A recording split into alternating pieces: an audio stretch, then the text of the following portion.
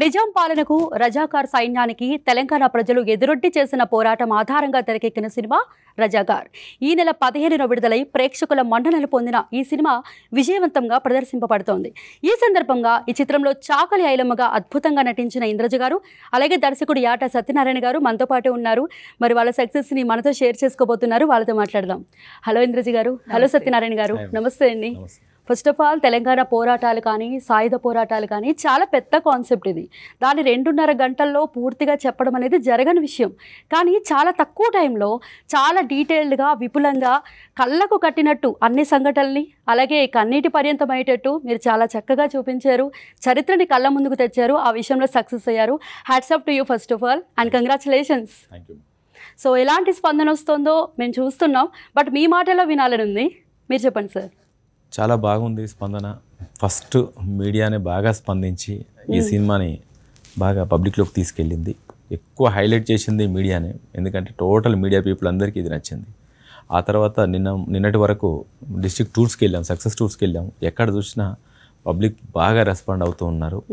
థియేటర్కి వచ్చిన ప్రతి ఒక్కరు కూడా బయటకు వచ్చేటప్పుడు ఆవేశంతో కానీ ఆనందంతో కానీ ఒక ఇంట్రెస్ట్తో వచ్చి నేను వెళ్తున్నాను సార్, ఒక ఎంప్లాయీ అయితే మా స్టాఫ్ అందరిని తీసుకొస్తాను, ఒక చైర్మన్ అయితే మా ఎంప్లాయీస్ అందరికీ నేనే చూపిస్తాను, ఇలాంటి రెస్పాన్స్ ఉంది. చాలా బాగుంది. మనకు స్టార్స్ లేరు కాబట్టి ఫస్ట్ డేస్లో కొంచెం తక్కువగా ఉన్నా గ్రాడ్యువల్గా పెరుగుతూ వస్తుంది. ఇప్పుడు బాగుంది. ఇప్పుడు కూడా చంద్రకళకి వెళ్ళి వస్తున్నాం మేము. హౌస్ఫుల్ అయింది. చాలా రెస్పాన్స్ ఉంది థియేటర్స్లో. జనరల్గా ఇలాంటి సబ్జెక్ట్స్ ఫస్ట్ మీరు క్లిమ్స్ రిలీజ్ చేసినప్పుడు కానీ స్టార్టింగ్ స్టేజ్లో కాంట్రవర్సీని ఎక్కువ క్రియేట్ చేస్తాయి. బట్ ఈ సినిమా మాత్రం కాంట్రవర్సీ కంటే కూడా క్యూరియాసిటీ ఎక్కువ క్రియేట్ చేసింది. సో చరిత్ర గురించి ఏం జరిగిందో తెలుసుకోవాలి, ఏం చెప్పబోతున్నారు, ఎలా చూపించబోతున్నారో తెలుసుకోవాలి అని చెప్పేసి. సో ఫస్ట్ ఆఫ్ ఆల్ ఆలోచన అనేది మీకు ఎలా పురుడు పోసుకుంది? అంటే ఇది మా ప్రొడ్యూసర్ గూడూరు నారాయణ రెడ్డి గారు, నేను ఏదో ఒక సినిమా చేయాలి మనం కూడా మన కాంబినేషన్లో, అది చరిత్రలో నిలబడిపోయేది ఉండాలి. ఎందుకంటే ఆయన ప్రొఫెషనల్గా ప్రొడ్యూసర్ కాదు, అతని ప్రొఫెషన్ వేరు. కానీ మన కాంబినేషన్లో ఒక సినిమా చేయాలనుకున్నప్పుడు అలా డిస్కషన్లో ఆయన నల్గొండ జిల్లాకు సంబంధించిన అతను భువనగిరి, నేను నల్గొండ జిల్లాకు సంబంధించిన అతను, మా ఇద్దరి మధ్యలో మన దగ్గరనే ఇంత పెద్ద చరిత్రలు ఉన్నాయి కదా, ఏదో ఒకటి చేద్దామని అందులో నుంచి పుట్టిందే రజాకార్. ఎస్, ఇంద్రజ గారు చాకలి ఐలమ్మగా మీరు నట విశ్వరూపం చూపించారు. అసలు మాకు తెలిసిన ఇంద్రజ గారు వేరు, ఇప్పుడు చూస్తున్న ఇంద్రజ గారు వేరు అన్నట్టుంది. ఫస్ట్ మీకు ఈ క్యారెక్టర్ గురించి డైరెక్టర్ గారు చెప్పినప్పుడు మీకు ఫస్ట్ బాగా కనెక్ట్ అయిన పాయింట్స్ ఏంటి? ఫస్ట్ డైరెక్టర్ గారు నాకు ఈ క్యారెక్టర్ గురించి నెరేషన్ అయితే ఇవ్వలేదు. ముందు ఈ క్యారెక్టర్ తెలుసా, అసలు చాకలి ఐలమ్మ అంటే ఎవరో తెలుసా అని అడిగారు. లేదు సార్, నాకు ఐడియా లేదు అన్నాను. సరే, ముందు ఆవిడెవరో తెలుసుకోండి, ఆ తర్వాత నేను ఈ క్యారెక్టర్ నరేషన్ ఇస్తాను, అప్పుడే మీకు అది ఏంటనేది అర్థమవుతుంది అనేసి. సో నేను చాకలి ఐలమ్మ అని గూగుల్లో పేరు కొట్టి ఇంకా ఆవిడ గురించి వివరాలన్నీ పూర్తిగా చదివి తెలుసుకున్నాక ఫస్ట్ నాకు అనిపించింది ఏంటంటే, I felt ashamed of my self for not knowing such a great personality. ఏంటి ఈవిడ గురించి మనకు తెలియకపోవడం ఏంటి అసలు, అంటే అలా మరుగుపడిన అన్టోల్డ్ అన్సంగ్ వారియర్స్ చాలామంది ఉన్నారనుకోండి, బట్ ఒక మహిళగా ఉండి ఒక మహిళా ఉద్యమరాలని తెలుసుకోకపోవడం ఏంటి. అది ఈ గడ్డలోనే, నేను పుట్టి పెరిగింది చెన్నై అయినా సినిమా ఇండస్ట్రీకి నేను వచ్చి ఒక 30 yearsగా ఈ గడ్డలోనే ఉన్నాను, ఉండి కూడా ఇది తెలియకపోవడం ఏంటి మనకు. అండ్ బీయింగ్ ఇన్ హిస్టారికల్ స్టడీస్లోనే నేను నా బ్యాచులర్స్ అండ్ మాస్టర్స్ కూడా చేశాను. అయినా కానీ నాకు తెలియలేదు. సో ఆ వివరమే నేను డైరెక్టర్ గారికి చెప్పాను. పర్లేదమ్మా, ఏం పర్వాలేదు, ఇలా తెలియని వాళ్ళ గురించి తెలపడానికే ఈ మూవీ తీస్తున్నాను, సో ఏం ప్రాబ్లం లేదమ్మా, కానీ మీరు ఇది చేస్తున్నారు అని నాకు నమ్మకం ఇచ్చారు, ధైర్యం ఇచ్చారు. సో ఇట్ ఈస్ ఓన్లీ ఆయన ఒక ఆయన ఒక ఎఫర్ట్స్ అది. సో ఆయన ఎలా అనుకున్నారు, ఆయన ఎలా చేయమన్నారు అలాగే చేశాం. చాకలి ఐలమ్మ అంటే ఎవరో తెలియని దగ్గర నుంచి చాకలి ఐలమ్మగా మారి వీరోచిత పోరాటం చేసే వరకు తీసుకొచ్చారు. సో మీరు ఎలా ఓన్ చేసుకున్నారు ఆ క్యారెక్టర్ని? అది నేను కొంచెం హోంవర్క్ అయితే చేశానండి. ఎందుకంటే మన దాకా ఒక క్యారెక్టర్ వచ్చినప్పుడు నాకు ఎప్పుడు అది అలవాటే, కానీ ఈ పర్టికులర్ క్యారెక్టర్కి ఆ 47-48 బ్యాక్డ్రాప్లో వాళ్ళు ఎలా ఉంటారు, స్కిన్ టోన్ ఎలా ఉంటుంది, కార్మికులు కదండి, ఎండలో కష్టపడే కార్మికులు, వాళ్ళకైతే స్కిన్ టోన్ కొంచెం బ్రౌన్గానే ఉంటుంది, కొంచెం నల్లబడిన శరీరమే ఉంటుంది. సో అది అలాగా. ఆ తర్వాత ముడి ఎలా వేసుకుంటారు, ఆవిడది ఒక్క ఫోటో మాత్రమే ఉందంట. అంటే ఆ చాకలి ఐలమ్మ ఒక పిక్చర్ మనం ఎక్కడ చూడలేము, ఏదో ఒక్క ఫోటో మాత్రం గూగుల్లో ఉంది. అది చూసుకొని ముడేశారు, స్ట్రైట్ పార్టిషన్ తీసుకున్నారు, చాలా సింపుల్గా ఇదిగా ఉన్నారు. ఇప్పుడైతే ఆ ఏజ్లో ఎలా ఉండుంటారు, ఎందుకంటే ఆ ఫోటోలో ఉన్న ఏజ్ చాలా వృద్ధురాలుగా అయిన తర్వాత ఉన్న ఫోటోనే ఉంది. మరి ఆ ఏజ్లో ఎలా ఉండుంటారు, ఇది పెట్టుకొని ఉండుంటారా అవన్నీ. అందుకు ముఖ్యమైన ఒక రీజన్ బిహైండ్ ఎవరంటే మా కాస్ట్యూమ్ డిజైనర్ పూజా గారు.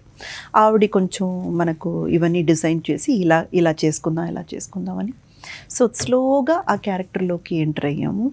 అండ్ ఆవిడది ఒక యాక్షన్ సీక్వెన్స్ ఉంటుంది. యాక్షన్ సీక్వెన్స్ కోసం నేను కర్రసామి నేర్చుకున్నాను చెన్నైలో. అది డైరెక్టర్ గారికి కూడా తెలియదు, ఎవరికి తెలియదు. అది నేనే నా అంతటా వెళ్ళి క్లాస్లో ఒక 1 month నేర్చుకున్నాక ఇక్కడ యాక్షన్ సీక్వెన్స్ చేసినప్పుడు అది నాకు చాలా హెల్ప్ అయింది. అలా కొన్ని homeworks.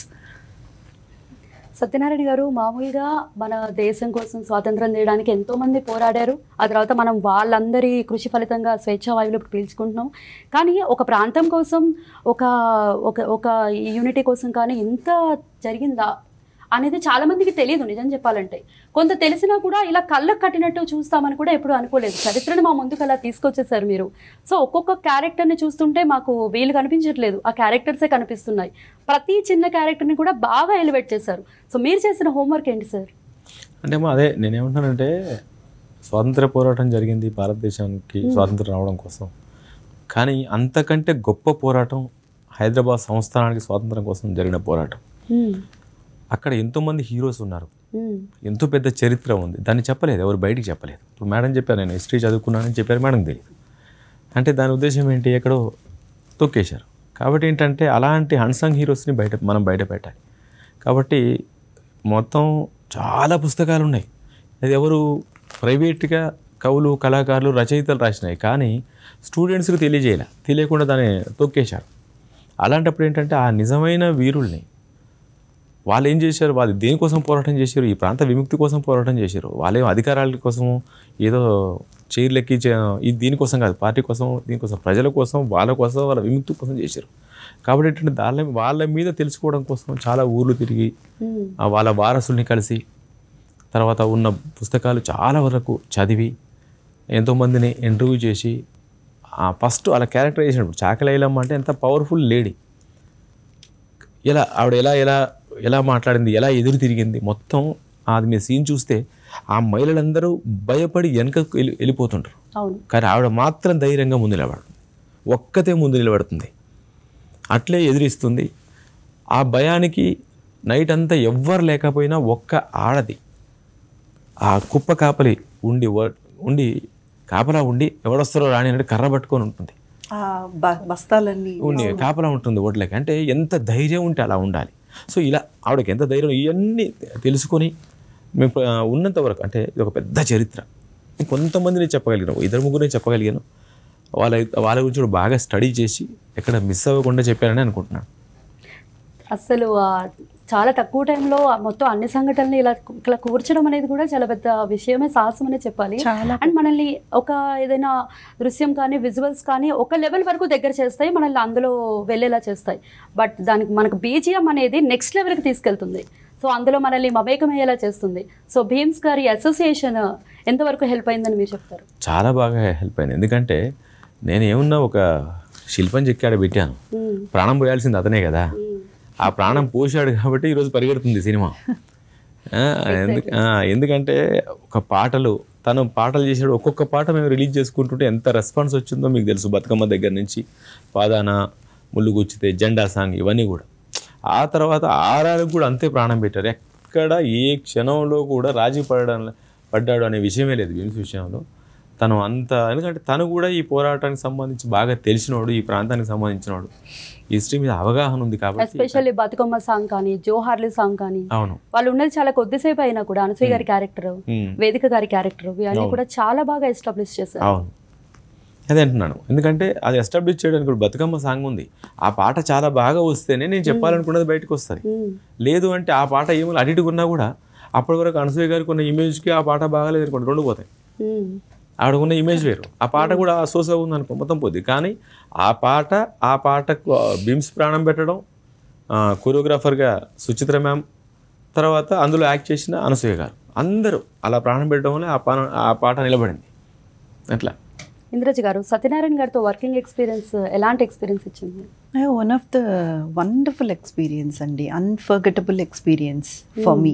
Because first day first shot నేను చేసిన తర్వాత నేను ఆయనతో వెళ్ళి చెప్పింది ఇది ఒక్క మాటే, సార్ మిమ్మల్ని డెబ్యూ డైరెక్టర్ అని ఎలా పిలవాలి సార్, అసలు మీరు డెబ్యూ ఏంటి అసలు నాకు అర్థం కావట్లేదు. ఎందుకంటే ఆయనకు ఉన్నటువంటి విద్య ఎటువంటిదంటే అండి, ఈ మూవీ చూసాక ఇప్పుడు మీ అందరికీ అర్థమై ఉంటుంది, కానీ ఫస్ట్ డేనే నాకు, బికాస్ నేను ఇండస్ట్రీలో కూడా కొంతకాలం ఉన్నాను కాబట్టి నాకు అర్థమైపోతుంది ఒక డైరెక్టర్గా ఆయనకి ఎంత సత్తా ఉంది, ఈయన ఎంతవరకు చేసుకోగలరు అన్నది మనకు అర్థమైపోతుంది ఫస్ట్ షాట్ తీసినప్పుడే. ఈయన ఏంటంటే more than a director, he is a fantastic writer. ఇప్పుడు రైటర్ కమ్ డైరెక్టర్స్ మన మధ్య చాలా తక్కువ అండి, ఆల్మోస్ట్ ఈ ఒక చేతి వేళ్లతో లెక్కలు పెట్టేయచ్చు మనం, అంతమందే ఉన్నారు. ఈజ్ అ ఫెంటాస్టిక్ రైటర్ అండి. ఈ చాకలి ఐలమ్మది ఆ సీను ఎడిటింగ్లో పోయిందండి, యాక్చువల్గా అది ఉండాల్సింది సెకండ్ హాఫ్లో. ఒక ఉద్యమరాలుగా అందరినీ ఉత్సాహపరుస్తూ, లేడీస్ అందరినీ ఉత్సాహపరుస్తూ ఇది మనం చెయ్యాలి, ఇది మన పోరాటం, మనం పోరాడాలి, రక్తం చిందించాలి అని మాట్లాడే ఒక చాలా మంచి సీన్ ఉందండి.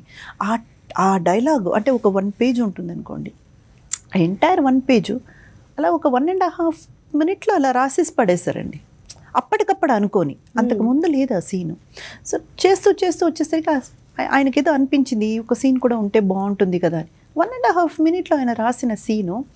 నేను చాలా లక్కీలీ మా అసిస్టెంట్తో చెప్పి అది సెపరేట్గా నువ్వు ఒకసారి షూట్ చేసి పెట్టుకోరా చూద్దాం, ఇది ఒకవేళ రాకపోతే మనం విడుదల చేద్దాం, ఈ సినిమా మనం విడుదల చేద్దాం అన్నట్టు అది నేను తీసి పెట్టుకున్నాను. అది ఎప్పటికైనా నేను అది చూపిస్తాను చూడండి. అలాంటి ఒక మంచి రైటర్. మన యాక్షన్ సీక్వెన్సెస్ మన ఫైట్ మాస్టర్ కంపోజ్ చేస్తే అది ఎలా చెయ్యాలి, ఎలా రావాలి అనేసి ఈయన కంపోజ్ చేసేదానికి హెల్ప్ చేసేవారు. అలాగే ఒక డిఓపి గారికి ఫ్రేమ్ ఎలా పెట్టాలి, ఈ షాట్ ఎలా పెట్టాలి. So he has knowledge in almost everything అండి, అన్ని క్రాఫ్ట్ గురించి ఆయనకి మంచి అవగాహన ఉంది. సో అలాంటి డైరెక్టర్తో వర్క్ చేయడం అన్నది ఒక ఆర్టిస్ట్కి ఎప్పటికైనా మరపురాని ఒక అనుభూతి అంతే. ఎస్, అలాగే రాఘవేంద్రరావు గారు మీ గురువు గారు ప్రెస్ మీట్ కూడా వచ్చారు. ఆయన రిలీజ్ అయిన తర్వాత ఆయన నుంచి వచ్చిన రియాక్షన్ ఏంటి? ట్రైలర్ రిలీజ్ అయిన తర్వాత కలవడానికి కుదరలేదు, ఫోన్ చేశారు. ఫోన్ చేసి ట్రైలర్ రిలీజ్కి వచ్చారు, సినిమా రిలీజ్ అయిన తర్వాత కలవడానికి కుదరలే నాకు ఈ టూర్స్ అయ్యాన్ని తిరిగాను. బట్ ఆయన ఫోన్ చేసి మాట్లాడారు, చాలా గర్వంగా ఉంది, మంచి టాక్ వచ్చింది సినిమాకి అని చెప్పారు. మరి 2 డేస్లో చూస్తున్నారు, నేను కలవలేదు, చూసుంటారు. ఇంకా మీరు అందుకున్న బెస్ట్ కాంప్లిమెంట్స్ ఇండస్ట్రీ నుంచి కానీ బయట నుంచి కానీ? అందరూ మొన్న డైరెక్టర్ మారుతి గారు మాట్లాడారు, సినిమాతో పాటు కలిసి సినిమా చూశారు మా ప్రకారంగా. తర్వాత యాంకర్ సుమా గారు ట్వీట్ చేశారు, మీరు చూసి ఉంటారు. దాదాపు ఇండస్ట్రీ మొత్తం కూడా అప్రిషియేట్ చేస్తున్నారు, వీళ్ళు వాళ్ళని కాదు, ఇండస్ట్రీ మొత్తం అప్రిషియేట్ చేస్తున్నారు. ఇండస్ట్రీ నిజంగా ఈరోజు అందరూ ఏ నోట విన్నా ఈ సినిమా గురించే మాట్లాడుకునే పరిస్థితి ఉంది కాబట్టి చాలా ఆనందంగా ఉంది, హ్యాపీగా ఉంది. అసలు ఎంత క్రూరంగా ఉండేదో చూసాం. రజాకారుల వ్యవస్థ అనేది శిస్తు కట్టకపోయినా హత్యలు, మానభంగాలు, వాళ్ళు చేసే క్రూరమైన పనులు కానీ అసలు కొన్ని చెప్పలేనివి కూడా మీరు చాలా ఈజీగా సున్నితంగా మీరు అలా చిత్రీకరించారని అనిపిస్తుంది. ఎంతో అవగాహన, దాని మీద ఎంతో గ్రిప్ ఉంటే తప్ప ఇది సాధ్యమయ్యే పని కాదు. Really appreciate it. అంటే డైరెక్టర్ అన్నప్పుడు ఏ కథ తీసుకున్నా దాని మీద ఫస్ట్ గ్రిప్ సంపాదించాలి, అది పూర్తిగా అవగాహన చేసుకోవాలి. అప్పుడే స్క్రీన్లో కరెక్ట్ చూపించగలరు. లేకపోతే మిడిమిడి జ్ఞానంతో చేస్తే ఏమైపోతుందంటే ఆ సినిమా పాడవుతుంది, ప్రొడ్యూసర్ ఆగమవుతాడు, జనం పక్కకు పెట్టేస్తారు సినిమా. ఇంకోటి ఇలాంటి హిస్టరీలు చేసినప్పుడు ఒళ్ళు దగ్గర పెట్టుకొని పనిచేయాలి. ఎందుకంటే నలుగురు 4 రకాలుగా మాట్లాడతారు, మీకు ఒక రకంగా తెలుసు, మీకు ఒక రకంగా తెలుసు, మీకు ఒక రకంగా తెలుసు, అలా లేదే అక్కడ అంటారు, అలా లేదే ఇక్కడ అంటారు. ఇవన్నీ ఉంటాయి కాబట్టి ఏంటంటే అవన్నీ దృష్టిలో పెట్టుకొని మనం ఒకదాన్ని నమ్మి ముందుకెళ్ళాలి. ఇంకోటి ఏంటంటే ఈ హిస్టరీలో చాలా చోట్ల పోరాట యోధులు ఉన్నారు, పోరాటాలు జరిగినాయి, అరాచకాలు జరిగినాయి. ప్రతి ఊరికి ఒక సజీవ సాక్ష్యం ఉంది. అందరికీ న్యాయం జరగదు, కొందరికే కొన్ని మాత్రమే చూపించగలం. అలాంటప్పుడు ఇంకొకరు ఇబ్బంది పడకుండా ఇవన్నీ చెప్పాలి. ఇలాంటివన్నీ ఉంటాయి. కాబట్టి ఒక మేకర్గా ఒక సినిమా చేసేటప్పుడు అవగాహన పూర్తిగా ఆకలింపు చేసుకున్నప్పుడే చేయాలి. ఏదైనా ఒక సినిమాకి 1-2 హైలైట్స్ ఉంటాయి, బట్ ఇందులో హైలైట్స్ అనే సీన్స్ కానీ చాలా చాలా సీక్వెన్సెస్ ఉన్నాయి. యాక్షన్ ఎపిసోడ్స్ కానీ, ఎస్పెషల్లీ బైరాన్పల్లి ఎపిసోడ్ కానీ చాలా హైలైట్ అని చెప్తున్నారు. సో దానికి సంబంధించి మీకు వచ్చిన అప్లోజ్ ఏంటి? బాగుంది. ఒక పెద్ద ఆయన అన్నారు, అంటే ఒక పెద్ద కవి, పేరు చెప్పను, అంటే అది మిగతా ఇంతకుముందు వచ్చిన సినిమాల్ని తక్కువ చేసి చెప్పడం కాదు, కానీ ఇలాంటి చరిత్రతో కూడిన గతంలో వచ్చిన తెలుగు సినిమాలు ఏవి కూడా ఈ సినిమా నీడని కూడా టచ్ చేయలేవు అనే పదం వాడారు. ఒక పెద్ద కవి ఆయన, ఇక్కడ తెలంగాణ ప్రాంతంలో పెద్ద కవి, సినిమా రైటర్ కూడా. ఆయన అన్నారు, నాకు చాలా హ్యాపీగా అనిపించింది. బైరాన్పల్లిలో ఇంకా పెద్ద పెద్ద చరిత్ర ఉందమ్మా. నేను చెప్పింది చాలా చిన్నది, 10% కూడా చెప్పలే నేను. బైరాన్పల్లి ఇంకా చాలా పెద్ద, అది ఒక బైరాన్పల్లి ఫుల్ మూవీ చేయొచ్చు. అక్కడ ఉన్న ఇంకా మకుటం రామయ్య, మకుటం భూమయ్య, పోషయ్య, మనం శాంతమ్మ చూపించాము, ఆగవ్వ, ఇంకా ఎంతమంది ఉన్నారు, 120 మంది అమరవీరులే ఉన్నారు అక్కడ. దాన్ని 2 సినిమాలు చేయొచ్చు, ఒకటి కూడా కాదు. నేను చెప్పింది చాలా చిన్నది, అది కూడా జనానికి రీచ్ అయ్యింది. ఇంకా పూర్తి చెప్పలేకపోయినందుకు కొంచెం నేను ఫీల్ అవుతున్నాను. ఓకే, ఎంత కూల్గా ఉండే ఇంద్రజ గారిలో మీరు చాకలి ఐలమ్మని ఎలా చూసారు? అంటే ఇంద్రజ గారు ఫస్ట్ ఆర్టిస్ట్. నేను దేవ నుంచి ఏం చెప్తానంటే, నేను ఆవిడ ఏ సినిమా చూసినా కూడా ఆవిడ కళ్ళలోనే ఎక్స్ప్రెషన్ ఉంటుంది. ఆవిడ కళ్ళు చాలా ఆవిడ యాక్ట్ చేయడానికి. ఆవిడ రొమాంటిక్ సీన్ చేసిన కళ్ళ నుంచి వస్తుంది, కోపంగా మాట్లాడిన కళ్ళ నుండే ఉంటుంది. ఆవిడ ఫేస్ మోల్డ్ అయిపోతుంది ఆటోమేటిక్గా. ఇంకోటి ఆవిడ బ్రెయిన్ కూడా మోల్డ్ అయిపోతుంది. ఆవిడ బ్రెయిన్ ఏంటంటే ఇన్వాల్వ్ అయిపోతుంది అందులో. ఫస్ట్ అంటే ఊరికనే వచ్చామా, డైరెక్టర్ షార్ట్ చెప్పాడా, డైలాగ్ చెప్పామా, వెళ్ళిపోయాం అన్నట్టు ఉండదు. దాని మీద స్టడీ చేస్తుంది, అందులోకి ఇన్వాల్వ్ అవుతుంది. అది నాకు ముందు నుంచి, నాకు తను చూసినప్పుడే, నాకు ఒక డైరెక్టర్గా మనం ఎదుటి వ్యక్తిని చూడగానే వాళ్ళ సినిమా కొత్త ఆర్టిస్ట్ని చూసేటప్పుడు టెస్ట్ చేయాలి, కానీ ఆల్రెడీ ప్రూవ్డ్ ఆర్టిస్ట్ చూసినప్పుడు ఈజీగా అర్థమైపోతుంది మనకు, ఓకే వీళ్ళు న్యాయం చేయగలరు. అది నాకు మేడంలో అనిపించింది. మేడంకి మేము కాంటాక్ట్ చేయగానే ఆవిడ కూడా అది తెలుసుకున్నారు, ఇమీడియట్గా చేస్తా అన్నారు. అది కూడా నిజం కూడా, అది కూడా మా అదృష్టం. లేదండి నేను బిజీగా ఉన్నానంటే నేను మిస్ అయ్యేవాడిని. అయ్యో, నేను మిస్ అయ్యేదాన్ని. కాబట్టి ఏంటంటే నేను కావాలనుకోవడం, ఆవిడ చెయ్యడం, అది ఆ రిజల్ట్ రావడం, అవన్నీ కూడా అదృష్టం. మేమంతా కూడా చాకలి ఐలమ్మగా ఇంద్రజ గారిని చూడటం మిస్ అయ్యేవాళ్ళం. ఫస్ట్ ఇంద్రజ గారిని అనుకున్నారా? అంతే, ఇంకెవరిని ఆలోచించలేదు. లేదు, first choice. Okay, first choice is always best choice అంటారు. అయ్యిందట్లే. ఓకే, అండ్ మీరు చాకలి ఐలమ్మ క్యారెక్టర్ చేసిన తర్వాత ముందుకి తర్వాతకి ఆలోచనల్లో కానీ మీకున్న ఐడియాలజీలో కానీ చాలా మార్పు వచ్చి ఉంటుంది కదా? అబ్సల్యూట్లీ అండి, అబ్సల్యూట్లీ. ఎప్పుడైనా కూడా మనం ఒక క్యారెక్టర్, అంటే ఈ మూవీ చాలా స్పెషల్ మూవీ అనుకోండి. ఇన్ జనరల్గా కూడా మన మూవీస్లో క్యారెక్టర్స్ చేసినప్పుడు కొంచెం ఎమోషనల్గా, చాలా కొంచెం మనసుకి చాలా దగ్గరలో ఉన్నటువంటి ఒక క్యారెక్టర్స్ చేసినప్పుడు ఆ ప్రభావం అయితే ఉంటుంది, కొన్ని రోజుల పాటు ఉంటుంది. కానీ ఇలాంటి క్యారెక్టర్స్ చేసినప్పుడు ఏంటంటే మన నైజంలోనే ఒక మార్పు. అంటే ఇది నా నైజం, నేను ఇలాగే ఉంటాను, నాకు ఇంతే తెలుసు ఇంతవరకు అన్న దాంట్లోనే ఒక మార్పు. ఎందుకంటే ఆవిడ యాజ్ డైరెక్టర్ గారు సైడ్ చూపించింది చాలా తక్కువ అండి. ఈవిడ చేసిన ఆ పోరాటం అంతా ఇంకా చూపించలే. ఎక్కడి వరకు చూపించాలో అంతవరకే చూపించారు, ఎందుకంటే మూవీ భారీ మూవీ కాబట్టి చూపించలేకపోయారు. కానీ ఆవిడ చరిత్ర మీరు చదువుకునేటట్టయితే ఆవిడ పోరాటం చేసిందే కాకుండా ఆవిడ కుటుంబం ఎంతగా సఫర్ అయింది. అలా ఆయన కొడుకు వీళ్ళంతా జైలు పాలయ్యారు, మళ్ళీ వచ్చారు, ఇల్లు కూల్చారు, అయినా పోరాటం వదల్లా.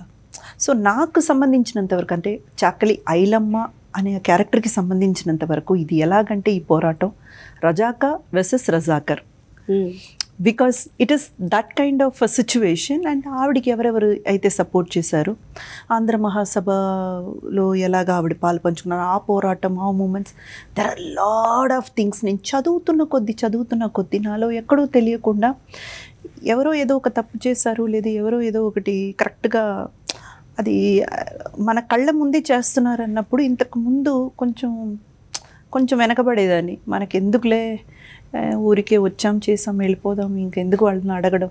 కానీ కొంచెం ధైర్యం పెరిగింది, తప్పులేదు. చేసేవాడు అంత ధైర్యంగా చేసినప్పుడు అడగడానికి మనకు సిగ్గెందుకు, అడిగేద్దాం అంతే అనేది ఒక చిన్న ధైర్యం అయితే వచ్చింది. ప్రశ్నించడానికి భయం ఎందుకు? అంతే కదా, ప్రశ్నించడానికి, ఎదురు తిరగడానికి కూడా అండి. వాడు మళ్ళీ ఏమైనా మాట్లాడాడంటే దానికి ఎదురు సమాధానం చెప్పడానికి కూడా ఇప్పుడు నేను రెడీ. అంతగా నాలో ఒక చేంజ్ అయితే వచ్చింది. ఓకే. అండ్ మూవీ కూడా చాలా రిచ్గా ఉంది. ప్రొడక్షన్ వాల్యూస్ గురించి ఏం చెప్తారు? అండ్ నిర్మాతల సపోర్ట్ కూడా ఎంతో అవసరం దీనికి. ఇలాంటి మూవీస్ ఆలోచన రావడం వేరు, తెరకెక్కడం వేరు. ఈరోజు రిలీజ్ అయ్యి సక్సెస్ అయ్యాక మాట్లాడుకునేది వేరు, ముందే వాళ్ళు ఈ సక్సెస్ని ఊహించడం వేరు. సో ఎలాంటి సపోర్ట్ వచ్చింది? అంటే మా ప్రొడ్యూసర్ గారికి ముందు నా మీద నమ్మకం, ఆ నమ్మకం తర్వాత నేను చెప్పిన కంటెంట్ మొత్తం చెప్పిన తర్వాత చరిత్ర మీద నమ్మకం. ఆ నమ్మకం ఏం చేసిందంటే ఎప్పుడైతే ఒక అమౌంట్ అనుకొని దిగాము, తీస్తున్నప్పుడు ఎక్కడైతే కొంచెం మనం మిస్ అవుతుంది, ఆ క్వాలిటీ మిస్ అవుతుంది అనుకున్నప్పుడు ఆయన భయపడలేదు. లేదు ఈ చరిత్ర మనం స్ట్రాంగ్గా చెప్పాలి అని డబ్బుల గురించి వెనకాడకు, నేను చేస్తున్న సినిమా మళ్ళీ బ్యాడ్ నేమ్ రాకూడదు, నాకు నేను ఈ చరిత్ర చేసి చరిత్రలో మిరగాలి కానీ చరిత్రహీనుడిని అవ్వకూడదు అన్న ఆలోచనతో మేము ఒక 16 కోట్లు అనుకున్న సినిమా ప్రమోషన్స్ ఇవన్నీ కలిపి 50 దాకా వెళ్ళినా కూడా అతను ఎక్కడ భయపడలే. ఈరోజు కూడా ఇంకా ఖర్చు పెడుతూనే ఉన్నారు తప్ప ఆ సినిమా కోసం ఎక్కడ కూడా ఇంకొద్దులే చాలే అనే పదం నేను వినలేదు. అందుకని ఈరోజు అంత క్వాలిటీ కనిపిస్తుంది. ఓకే. అదే నేను ఈ ప్రీ రిలీజ్ ఈవెంట్లో కూడా నేను అదే చెప్పానండి. అంటే సొమ్ము దమ్ము మాత్రమే కాదు, గట్టి సంకల్పం కావాలండి దానికి. ఎందుకంటే ప్రతిదీ స్టార్ట్ చేసినప్పుడు ఎంతో ఎంతోసియాజంతో స్టార్ట్ చేస్తామన్నమాట, చాలా ఉత్సాహంతో స్టార్ట్ చేస్తాం ఏ విషయమైనా. కానీ అది వెళ్ళే కొద్దీ ఆ కాలక్రమంలో ఏమవుతుందంటే నీరు గారిపోతుంది ఆ ఉత్సాహం కానీ ఏది కానీ. ఎస్పెషల్లీ డబ్బుల దగ్గరికి వచ్చేసరికి ఎవరైనా కూడా కాస్త వెనకబడతారు. అలా ఏమీ లేకుండా మా ప్రొడ్యూసర్ అయితే మాత్రం ఈ చరిత్రని ఎలాగైనా తెలియజేయాలి, ప్రజలకి తీసుకెళ్ళి చూపించాలి, ఇదేంటనేది అందరూ తెలుసుకోవాలి. అండ్ ఆ ప్రయత్నంలో ఎక్కడా కూడా అండి, ఒకవేళ మా డైరెక్టర్ కానివ్వండి లేదా ఎవరైనా కానివ్వండి, ఎందుకులే సార్ అన్నా కూడా లేదు ఇంకా పర్ఫెక్ట్గా రావాలి, ఇంకా కరెక్ట్గా రావాలనేసి డబ్బులు పెట్టడానికి ఎక్కడా కూడా వెనకాడలేదండి ఆయన.